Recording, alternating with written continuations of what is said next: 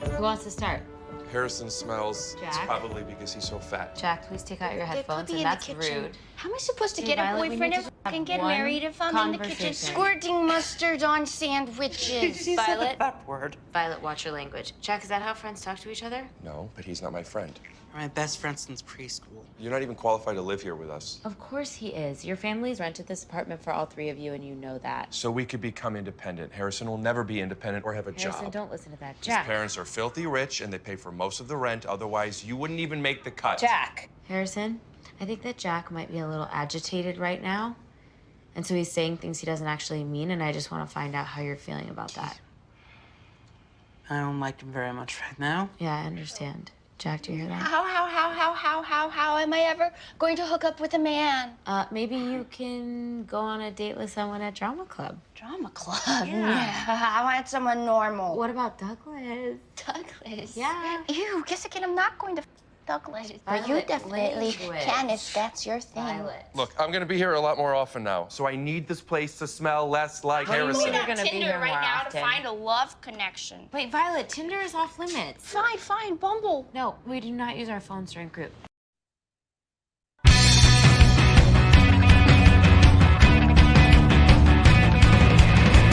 Welcome to Ed Talks, a place for discussion, learning, and all things autism and special needs. Tonight's guests, the cast and producers of As We See It. And now the hosts of Ed Talks, Nava and Matt Asner.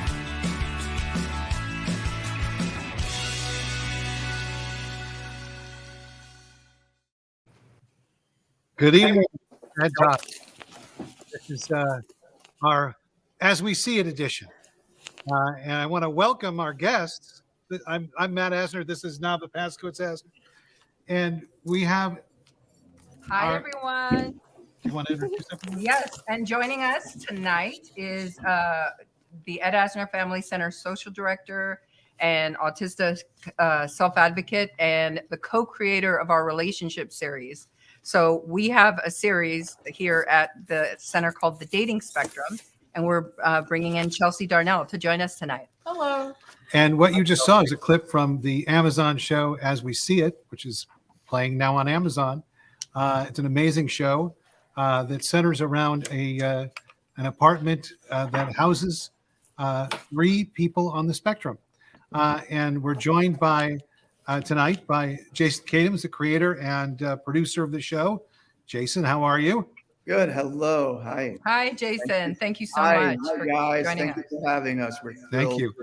Thrilled to be And here. we have Joe Montaigne, who is a stranger to none, joining us, who plays one of the fathers of the young people in the apartment, and Sue Ann Pien. Am I getting that right? Mhm. Okay, good. Who plays Violet. Violet, Albert Rutecki, who plays Harrison, and Rick Glassman, who plays Jack. Welcome, guys. You should have had Chelsea do that. I 'cause should She have. would I probably should have. would have known all the characters. And yeah, are you going to start us off with the question? We're just going to get right into it. We've had so many people write us about this show. It's really struck a nerve, and I think it's so genuine and authentic. And kudos to everyone for a great job. Thank you. We were riveted and we binge watched the whole thing.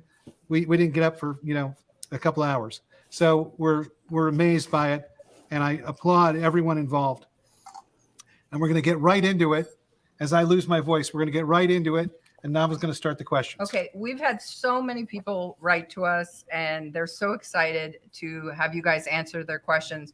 The entire community is just like talking about your show, and the actual autistics are talking about it. The parents, and there's something for everyone in this show. Matt and I have 3 autistic sons ourselves.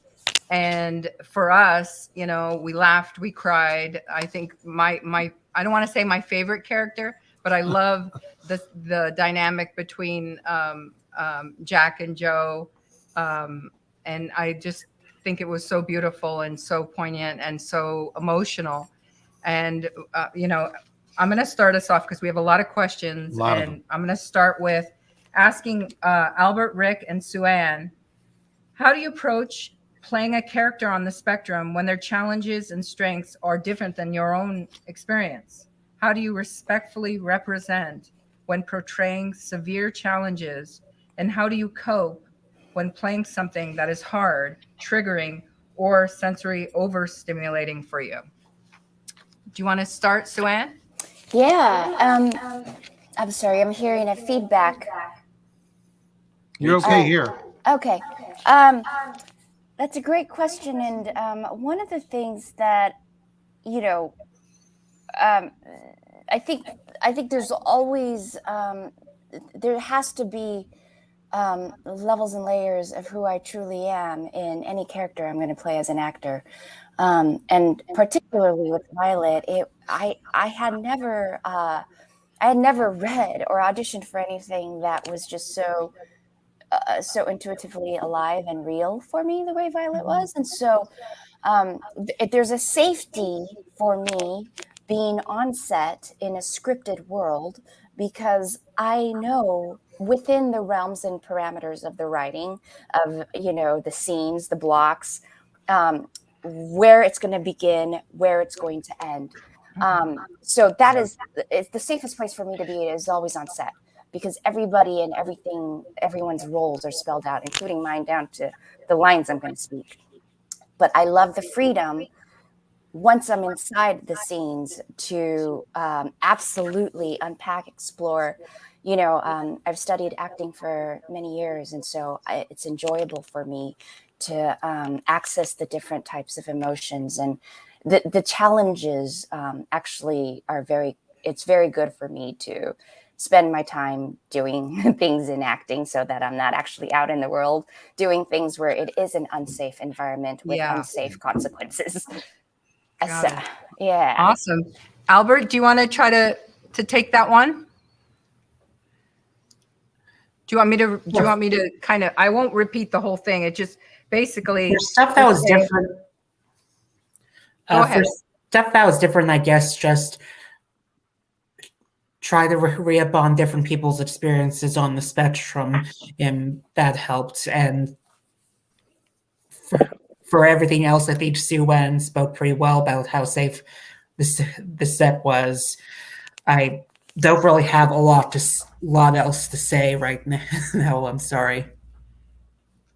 That's okay. Albert, do you want to answer that one? Me? Rick? Yes. Yeah, I think Sue-Ann and Albert really knocked it out of the park. No, Sue-Ann did. I was just totally interrupting here. I was just watching your blog, your podcast, and it's hysterical. I subscribe to you because it was really funny. Did you see the three of us on it? That's the one I was watching today, where you keep calling him Daddy. I love it. Jason, I really quick addition to this question. Did you do extensive rewrites after you cast?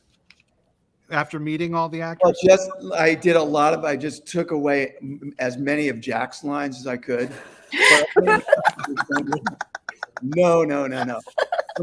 The process is really was, not dissimilar for me as what it always is in doing a show. It's really why you do television, is the collaborative nature of doing it. So what happens is, you sort of write these characters in a vacuum, not knowing who are going to be the people who are playing them. And then as you cast them, as you see what they bring, part of the joy of doing it is then to try to almost sort of channel their voices and lean into what you think they're going to be, what the strengths that they're going to bring and what could be exciting to them and challenging to them. I mean, one of the things, for example, I would say is, there's a beautiful story, a beautiful scene in the finale of the season.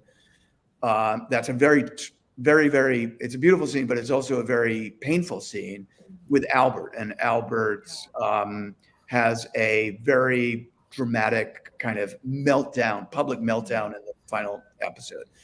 And, I kind of wrote that, after we had already sort of started shooting. And as we were doing the show and I was watching Albert sort of grow as an actor and grow in his confidence, I was inspired, like sort of knowing knowing stuff about him as an actor that I didn't know, honestly, when we started. I didn't know him that well. And it really gave me the confidence to write that scene in a way that in the way that I did, and that I think gave Albert the opportunity to to do like to do like this incredible scene that he was that was, if you guys have seen it, it was just so upsetting and beautiful and honest. And but that comes, and there's like a million small examples of that in every single scene, but that's like one really big example of how I get inspired by the actors. I feel like we cut Rick off. So did you want to answer? You're over it. No. Okay, we'll move on. Chelsea, Jason you asked wanted me to? not to talk too much. Yeah, you're like, now I'm not going to talk at all. Fine, Jason. We'll take Jason's lead. Chelsea, Chelsea. you had the next question. Yeah, so this question is specifically for Albert, Rick, and Sue Ann. What was the hardest day of filming and why? I could take this one, Jason, if that's okay. There was this, answering these kind of things. I don't really, I don't know. You don't want to reveal too much, but I guess spoiler alert. There was a moment. Where the character of Jack realizes that he was not hiding his autism as well as he had thought, and is sensibly coming out of the closet, or was forced out. And he goes to dinner with the nurse, his father's nurse, Iwatomi. And the scene was Jack trying to be like, hey, I'm cool. I don't have this thing. I'm a regular guy. And I didn't know it was going to be such a hard scene. As an actor, not that I've done as many things as Joe Mantegna, but I had never really been challenged that way. And when I was on set, it was just really, really hard, because that wasn't the case for me. It was the opposite for me. When I found out that I was autistic, which I was diagnosed as an adult, it was like such a relief that, oh, this is why. And I just couldn't tap into that hiding thing. And I was just kept trying. And then I got super nervous because I was asking the director questions, and I felt like I was taking too many takes, and Ricky's going to be difficult to work with. And I didn't want to be so like, oh, I didn't get it. And I was just really in my head. And I went home that night and I told a friend of mine how I was a little upset because I felt like I wasn't able to do what my job asked of me. And he said, isn't it nice to be challenged as an actor? And that just made me feel so excited and happy, and realized, oh, this isn't supposed to be easy, I guess. I'm just used to doing comedies about farts and boogers and poops and stuff, which, it gets an easy laugh. You just say it. You don't even have to fart. You get a laugh. Jason, I'm sorry. It's the truth. But yeah, that scene was very challenging. And afterward, I think it came out great. Great editing, great music. You did a great job. Sincerely, I was nervous about seeing it. That was a challenging scene. That was not an easy scene for that would not be an easy scene for anybody. Joe, would that be an easy scene to play for you? Well, that's a good question. I mean, I never know what's going to be an easy scene or a hard scene or whatever, but bottom line is, if the best line I heard about acting, I think, was James Cagney's. He says his theory of acting was you plant your feet, you look the other person in the eyes, and you tell the truth, And for that to work, it's just got to be on the page. And if it's on the page, it makes it a lot easier. And the beauty of this show, I believe, or I feel, is that it was always on the page. So I never found any of it really all that difficult, because I never felt there were false moments in the writing. And That's not easy to find, but I think that's why the show has the quality it has. I want to follow up one small part on that. What Joe says, which is so true. Everything about this show felt so authentic. Some of it felt very honest to who I am in real life. Some of it I was able to connect to in some way. That was one moment that, Joe, like you're saying, just and tell the truth. The truth would have been, I want you to know this about me, and that's why it was a challenge. But yeah, I mean, it was this whole thing felt so honest, though. It did make it a lot easier to perform. All right. No, I think that's one of the things we talked about so much is the writing was just beautiful and so honest, brutally honest sometimes, but so honest and so natural. And, there were times with each one of them that would look at each other and say, oh my God, we can totally relate to that. And it's very relatable to everyone, including actual autistics, I think. Yeah. So I think Chelsea actually has the next one too. This transitions easily to my next question. For Albert, Sue Ann, and Rick, what is your advice to other potential actors who are also autistic and want to get into the business? Sue Ann, will you take this one? Yeah. Well, it was a lot longer and harder than I thought it'd be. So one of the things I think that's really important is just to play. I didn't even tell. I mean, it's so crazy because years ago I was on set doing background work, and it was with a movie with Sosie's mom, Kira Sedgwick. She was fucking fantastic. Oh my God, pardon my French. I looked at her. I remember because I was in the circle sitting with her, and I was like, wow, like that's the kind of actress I want to be. So however you can be, like, in the world, right? Like, when I got this call, I got the call back for this, I literally had made this decision that, okay, well, if I'm going to work at a diner, I might as well do what I love, which is acting. So I don't care. I'll go do background work. And I was on the set of The Young and the Restless. And it was in the middle of some take, and they were oh my God, you just got put on hold. So at the end of the day, if you don't have an ego around it, it's going to be very easy, which I think autistic people are actually going to have a much easier time sticking it out for the long run, because it's not something that you're going to go into because you want all the fame or success or fortune. It's going to be because you fucking love acting and you want to watch amazing actors do it. It has to be a special interest of yours, or it's unattainable. It won't last. Awesome. Yeah. Sorry? Let's let Albert. Yeah. Go ahead, Albert.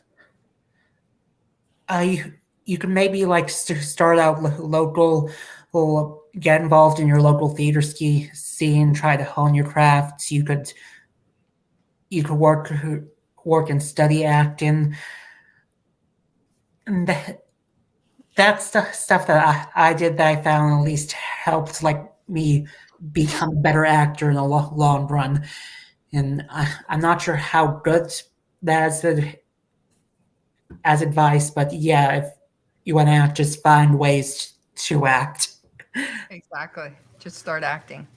My dad would always say, if you want to be an actor, do whatever it takes to get on the set and stay on the set, and just be in front of the camera, be behind the camera, just do whatever you can to be there and to soak it in, because it's always a learning experience, and you learn something on every job that you do.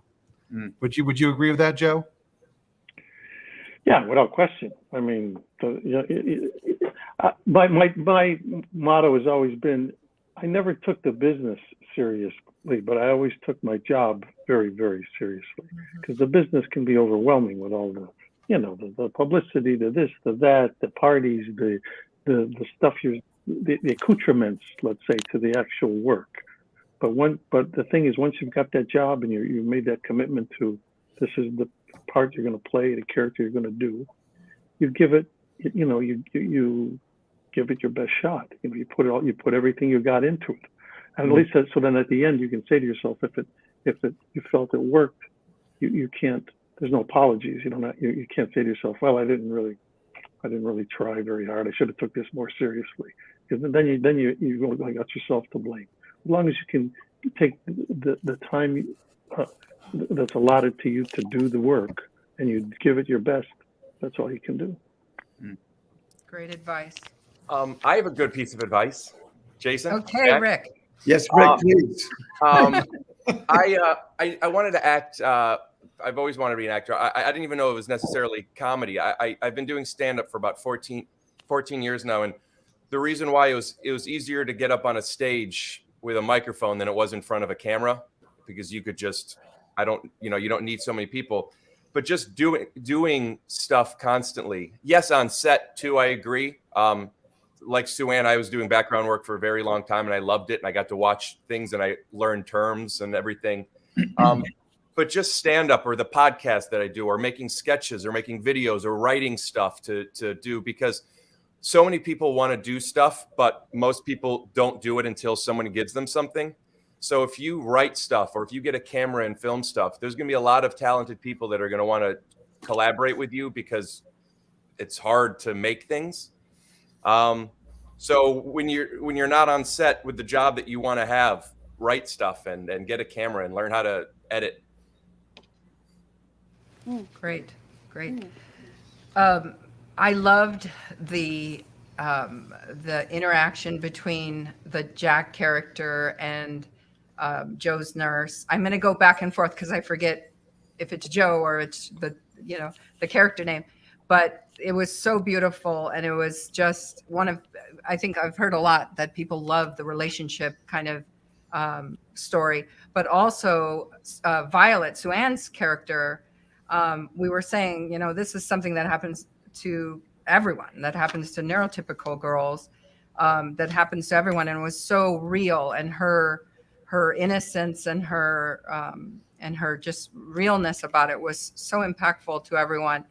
At the center, actually inspired by shows like this, Love on the Spectrum, we created a relationship course, because there's so many young adults and adults with autism or other special needs that want these kind of experiences like Sue-Ann did. And she's trying to explain to her brother, I just want this so much.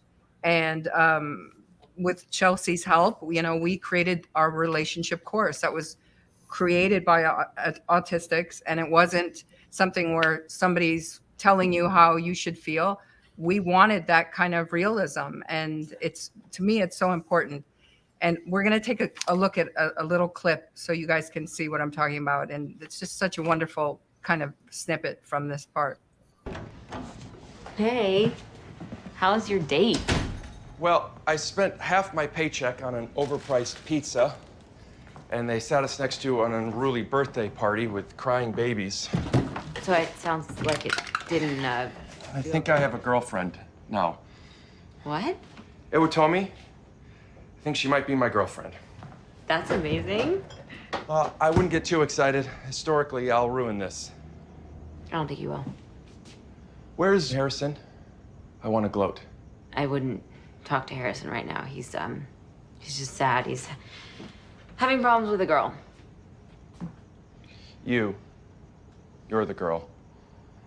I advised him against it, but he didn't listen. I'll talk to Harrison.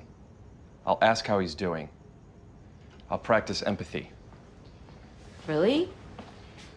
Mandy, now that I'm in a relationship, I'm gonna need to start pretending to care about things I otherwise wouldn't give a shit about. That would mean a lot to Harrison. And me. Thank you, Jack. I'm doing it for me. I love that part. I love that. Oh my gosh. Okay, Maddie. I think it's Chelsea. Chelsea? Next one. Perfect. I guess my question for you is, authentic representation is a pretty hot topic at the moment. For Albert, Sue-Ann, and Rick, what do you want to know? What do you want the world to know about the importance of authentic representation?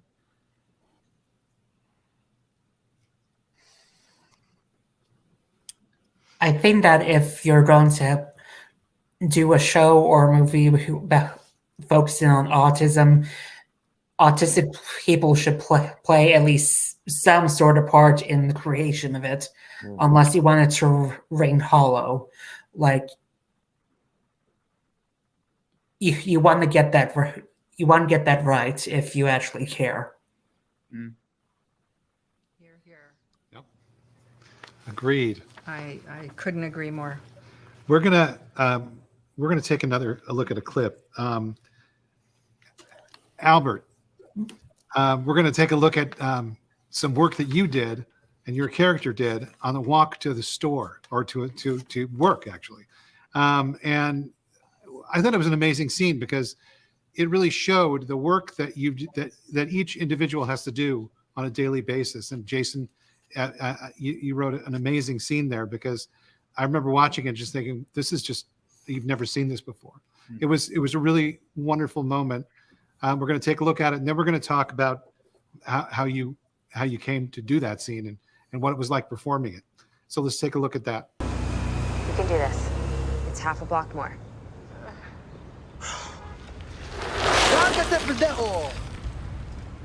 I'm run back home now. No, wait, turn around. You can do it. You're halfway there.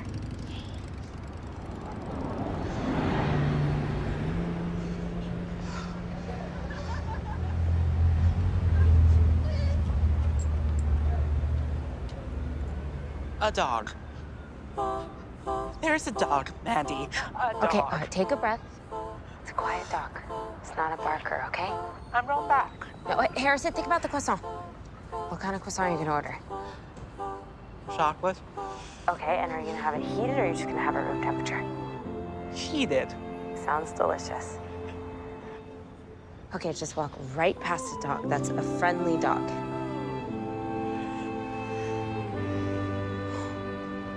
Friendly dog. Friendly dog. Friendly dog. Friendly dog. Friendly dog. Friendly dog.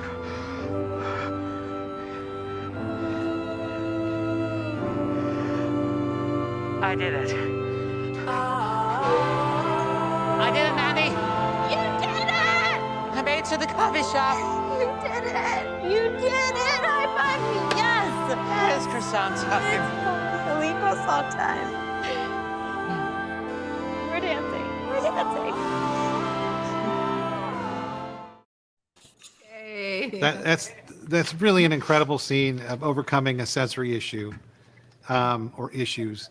Albert, did you relate to that?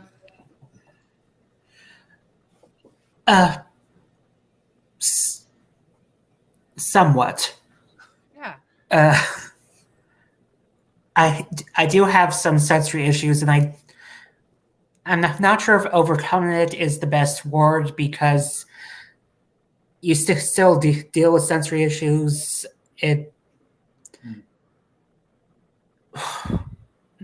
Someone else take over, please. What if I say having small victories over sensory issues? Mm-hmm. Better. Yeah. Better, because they're still there, right? You're having victories over them. Jason, do you want to comment on that scene? It was a great scene.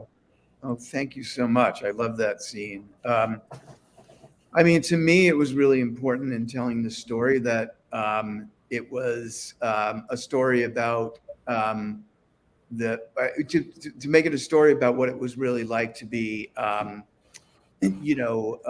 what life was really like. Like that was what the whole show was about. It was like, what was it like? It was what is it like to do things, whether that means to try to figure out how to date or keep a job or get a job, or in some cases just be able to walk down the street to get a croissant. And that was really like one of the big things that we wanted to do in telling the story, that we wanted to make it very real about the real challenges of sort of everyday life. And one of the things I'm very proud of in watching Albert's work in that scene, and not only Albert's work, but the direction and editing and music and everything that went into that, is that, it really lands that sometimes something as simple as walking down the block can actually be like a a great heroic moment and a beautiful moment. And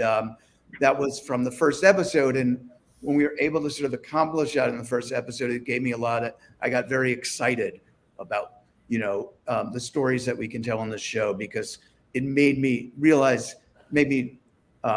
confident, I should say, that we could tell stories that were, sort of small in a way from what you would normally think to be what a story on television would be in terms of just, the content of them, but they were very big in other ways. And so that to me is sort of what that sort of scene was about. And, it's also like, that's a complementary scene to, an earlier scene where, he's not able to be successful walking down the street.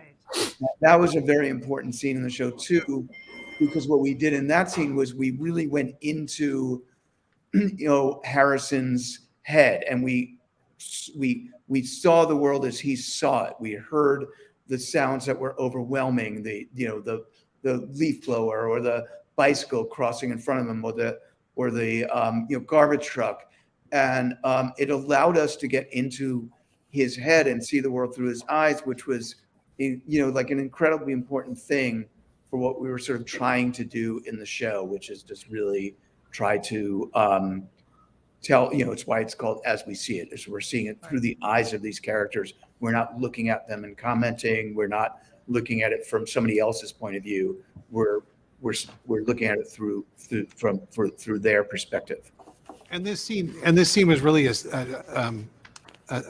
scene setter. It was definitely, because it was very early in the episode, the first episode, and so it was a wonderful way to start, because it let you know what you really were about, what was about to unfold. Quick little behind the scenes note.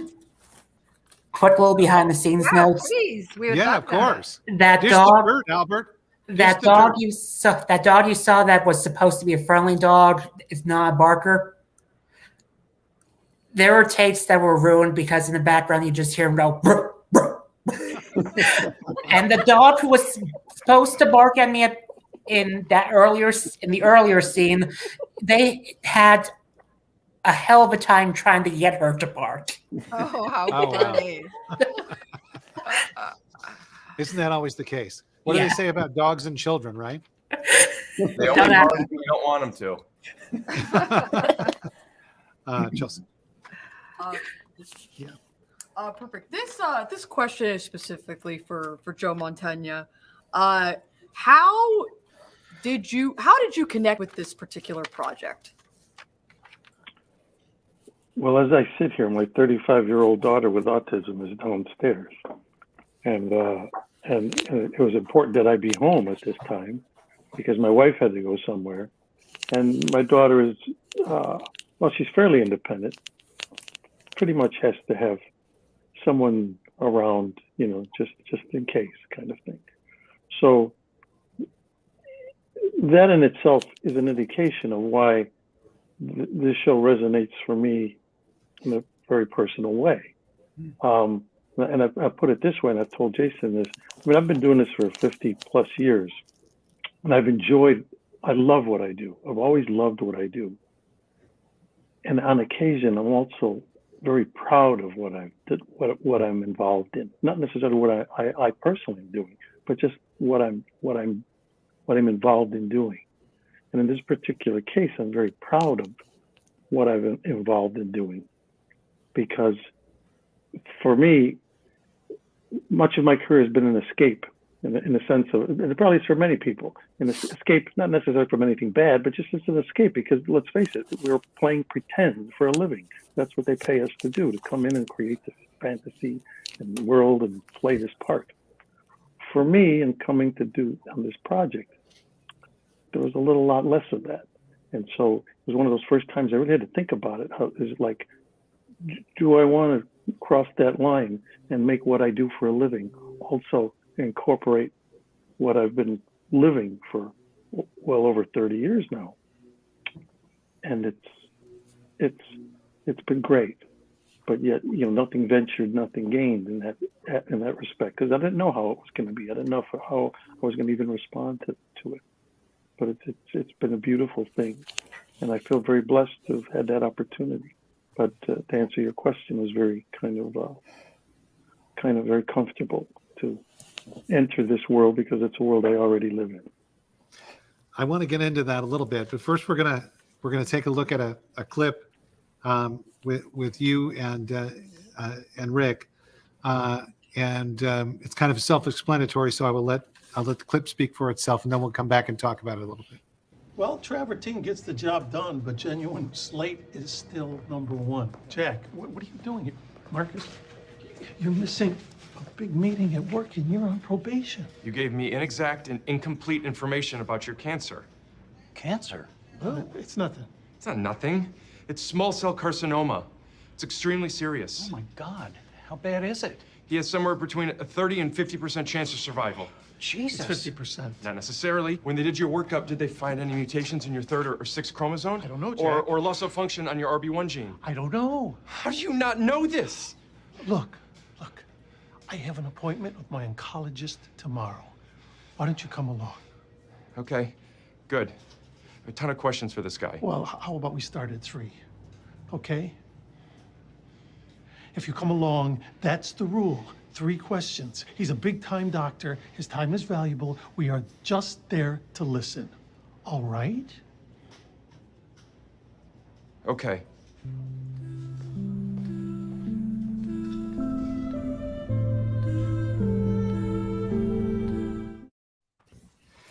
Amazing scene. Joe, your character is facing all of our worst fears. And knowing that you're ill and may not be there to care for your son much longer. As an actor, do you bring your own fears into that? Or is it just too much and you have to separate yourself from it? Your performance was just spot on. And I wondered what your process was. Well, there's no separating in that case. I mean, I'm going to be 75 years old. And as I said, I one of the things that's on my mind is like, what's going to happen when I'm no longer here? My wife and I often talk about that, and so we have to we've had those discussions about, okay, how does life continue? Not just for our older daughter Mia with autism, but for her sister, her younger sister, who's had to be big sister to her older sister for all these years. So these are things that I live with, every day. And so it's just part of, this is just an extension of that. So I'm hoping Jason, in fact, hopefully we're going to get the chance to continue doing these. And I hope Jason is able to write some kinds of things that will be able to say, oh yeah, okay, that's the way we'll go with this. This is good. I'm going to apply this into life, So it will be one of those things where hopefully life imitates art, but we'll see. But in the meantime, it's, I work, I've been wearing, on this show, you often wear 2 hats. Sometimes you wear 2 hats when you're an actor. This show, I've been kind of under one big hat for the whole run of it, but it's okay. It's all good. Well, I mean, we share your concerns, of course, because we're parents, and Jason, I'm sure that's where that came from.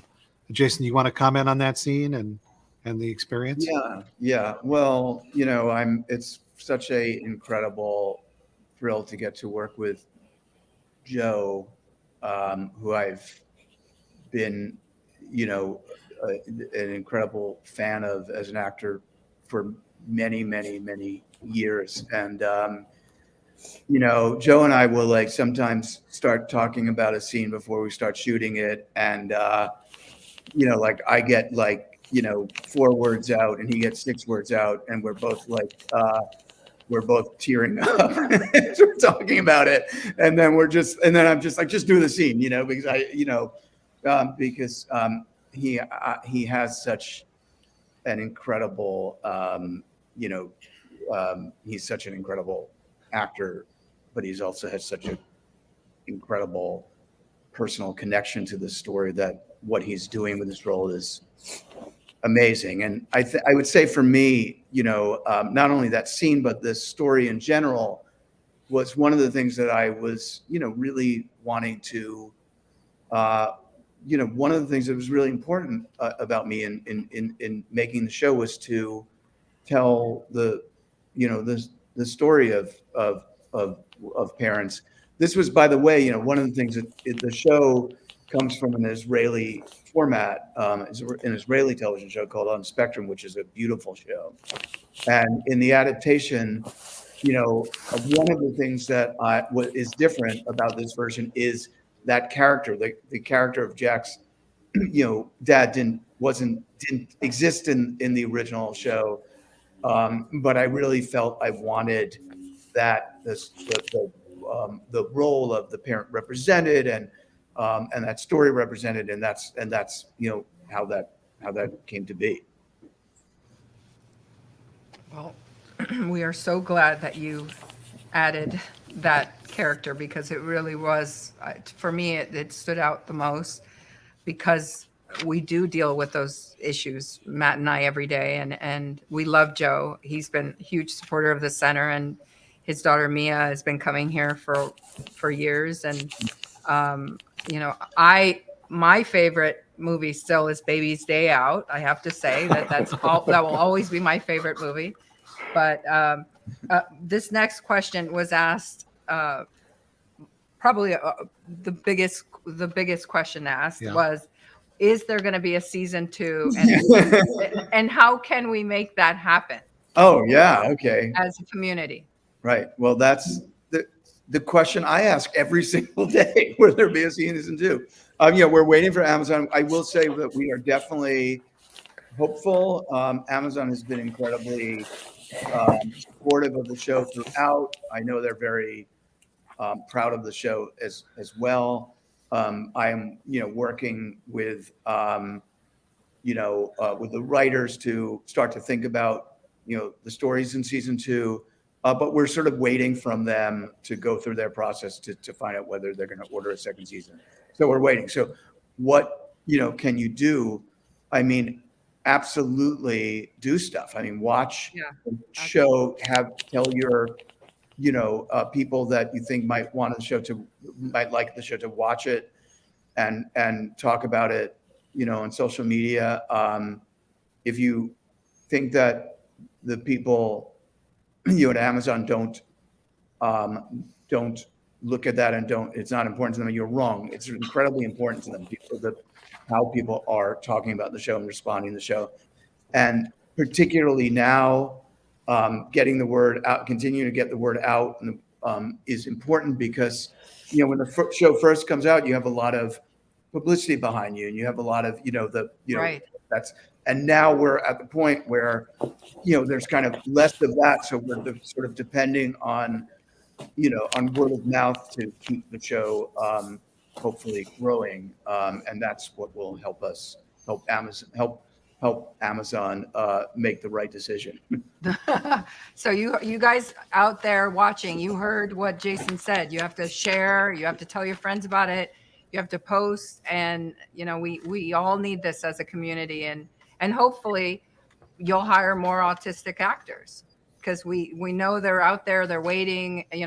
Sue Ann Absolutely. Inspired so many young women to get into the field, and all of you, especially you, Albert, I hear all the time, so many of my autistic friends talking about Albert's performance and how inspiring you were to all these autistic actors who come to the center and say, oh, I want to do that. Albert does it. I want to do it. Thank you. So that's so important. So thank you guys for that. Going with your line of questioning. So what does that feel like for you guys, being an inspiration to people? How does that make you feel? It's weird.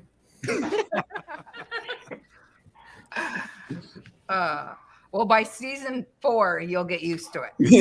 God willing, right? Sue Ann, how does that make you feel? Yeah, it's weird. Like Albert said, it's weird. I've gotten some of the most beautiful messages though. I wasn't expecting that. From both like friends and family, and also just strangers around the world who are watching the show. Almost every day there's something in a direct message on social media, and it's just the most heartfelt messages. So I know it's already touched a lot of people, and that's something that it's so cool. I'm really grateful for. I've got Rick? a lot of messages from people from Italy. Like, Oh, wow. Brazil. it's just Oh my weird. gosh. It's just That's weird. funny and wonderful at the same time. Rick, how do you feel about that? I'm inspired by things all the time. I say that almost to kind of remove some of the stakes of what it means to be an inspiration, because I don't want to have a false sense of modesty. Like I understand that what we're doing right now is inspiring for people, and I'm so grateful that Jason put me in a position where I get to be one of those people that are kind of the cause of that. But like, this is going to sound very, very corny, but like I've kind of like have these not rules, but conscious decisions of people that I kind of have in my life of what my friends are and what I expect from them. And I only have friends that inspire me. And I have to imagine them a little bit. So like, I don't know. I don't know how to answer that without just the truth being like, I feel like people in my life and I inspire people all the time. And maybe this is kind of a arrogant thing to say, but like, maybe I'm used to it. I mean, not on such a grand scale, but just like, I don't know, like, you inspire people. I don't know. Now I'm embarrassed about the way I answered that, but I was being honest. I just, It's all right. You're comfortable with inspiring people. yeah, but I don't mean that like I am an inspiration. Just people are, if you're in a situation, and this show gave an opportunity that if it wasn't me, it'd be somebody else inspiring. It's this character, it's this story. So I don't feel like I am an inspiration. But I see that it happens with things. It's nice. And Rick, tell us the name of your podcast so people. Oh, that is inspiring. That I appreciate. It's really funny. It's called Take Your Shoes Off, and Take Your Shoes Off. I've been doing it. It's coming up on 3 years in April, and there have been multiple people who have emailed me throughout saying that they recognize some things that I was talking about that they didn't realize was a common thing. And 5 people have since got diagnosed with autism when they knew almost nothing about autism. Countless amounts of people better understood what obsessive compulsive disorder is and how it differentiates from ADD or ADHD. And I've just been like having conversations with so many people about this stuff. My podcast is supposed to be a comedy podcast, but we're constantly crying and talking about turning the lights on way too many times and washing our hands too much. Yeah. But also, I really was embarrassed. So I just want to backtrack a little bit and say that the inspiration, Jace, is as we see it. I'm just a character in it. So, well, surround yourself by inspiring people. We have a question from Shannon Penrod. Please talk about the process around shooting the meltdown scene. It was heartbreaking, beautiful, and so well done. We talked a little bit about it before, but maybe we can expand on it a little bit because it was a very touching scene. Albert was amazing. So let's talk about the meltdown scene and how that happened. Albert, do you want to talk a little bit about that? That was definitely one of the more difficult days on set. I thankfully knew it was coming up. I had time to prepare, try to like tap into it because I have had like meltdowns before. Just try to understand I had to try to understand every single beat, every movement of my character, or try to figure out why he is reacting the way he is, and then you get to the set and try to not be thrown by everything else, because a big part of acting is reacting to someone else as well. So if one of the actors is not respond in the way you expect them to, that informs your performance as well. And then any directions the director gives, there's just a lot to pull in. I'm just glad that I got it by the end. Although my voice ended up Really? like breaking the next day from the yelling I did. Wow. And Jason, you obviously wrote that from experience. You know, as I said in terms of what, you know, earlier, you know,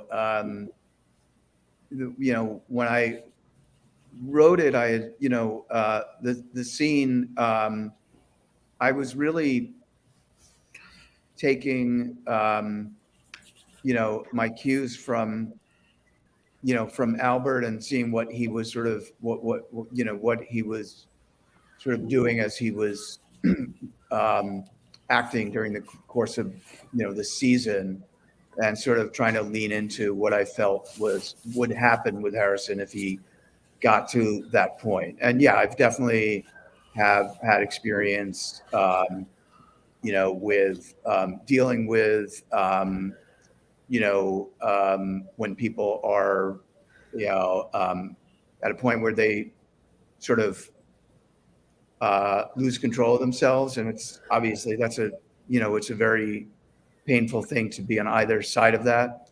And it's definitely something that what is an important part of telling the story. You know, a lot of the things about the show, it's interesting, the show, because, you know, you tend to start talking about this show, and you think that you can spend a lot of time talking about this moment and how hard it was and sort of painful it is for this. And the beautiful thing about the show is how the show contains everything. The show contains light moments. It contains humor. It contains really hopeful moments. It contains moments that are sort of silly. You know, there's the, you know, a moment where Jack and his dad, you know, have an edible together, you know, so that's not like, you know what I mean? You know what I mean? There's like, you know, it's sort of, it spans, you know, so much. And I think that's one of the things that I really feel makes the show what it is it 100%. kind of contains all of these things. And the experience of watching every single episode, within each episode, there are moments of joy and levity and just unexpected, you know, delight. And there are also moments where you're like, wow, that's hard. It's difficult. Yeah. Yeah. Yeah. Chelsea. Sure. This question is specifically for Jason Kadams. What have you learned about the autism community from producing, creating, working on the show as we see it? Oh, well, what have I learned? Well, you know, well, first of all, like, you know, I've been around, and I feel in a way part of this community for a long time. I have a son who's on the spectrum who's now 25 years old.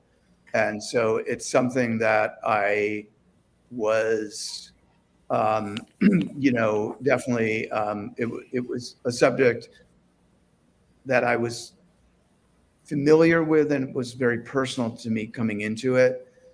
But one of the things I learned was, I guess I was really learned, or I guess I would say I was sort of inspired by the trust and openness of all of the neurodiverse people involved in the show. And by the way, we should say it's not just our actors. It's we had lots of people on both sides of the camera who are neurodiverse in making the show. We had people on set, in the production office, in the writer's room, in the editing room.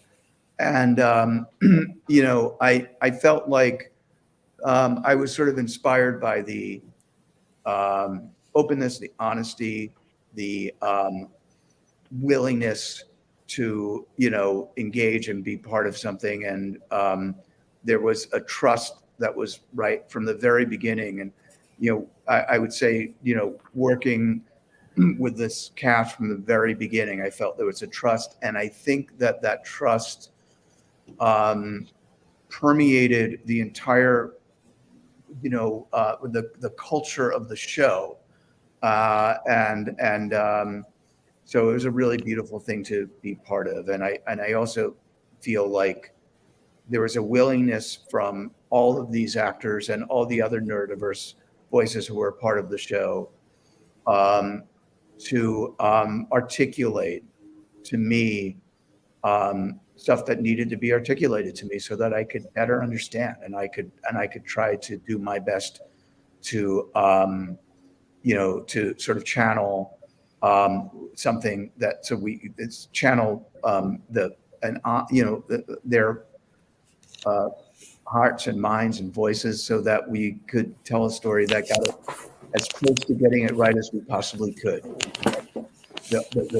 From the very beginning, the goal in making the show from the very beginning was authenticity, in every aspect of it. And it, of course, started with authentic casting, but it became every aspect of the show. And so we really try to lean into that. And I try to do what I could to, to learn everything that I could so that I could try to, be part of telling the story in a way that was going to resonate with people who watched it. Well, this is not your first rodeo. This is, so to speak, our autism rodeo, let's say. You created Parenthood, and I'm going to tell you something. Parenthood delivered to me one of the lines that kind of made my earth shake, and it was a scene between Max and his father, and Max was having a meltdown, and the father started getting upset, and I think Max said to the father, "Are you mad at me because I have autism?"